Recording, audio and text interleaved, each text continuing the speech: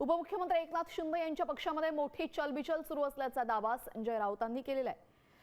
पक्षात भाजपामध्ये विलीन व्हायचं की प्रहार पक्षात जायचं यावर चर्चा सुरू असल्याचं त्यांनी म्हटलंय। तसेच अमित शहा यांची भेट घेण्यासाठी शिंदे सेनेचे नेते लवकरच दिल्लीला जाणार असल्याचंही राऊतांनी सांगितलंय। त्यांच्या या दाव्यामुळे राजकीय वर्तुळामध्ये खळबळ उडाली आहे। चलबिचल सुरू झाली आणि भारतीय जनता पक्षामध्ये मर्ज व्हायचं की जो एक लहान पक्ष त्याने आपल्यामध्ये घेतलेला अलीकडच्या काळामध्ये प्रहार, मला वाटतं त्यांच्यामध्ये मर्ज व्हायचं टीएमसी प्रमाणे, या संदर्भात त्यांच्याकडे खल सुरू आहे। आता लवकरच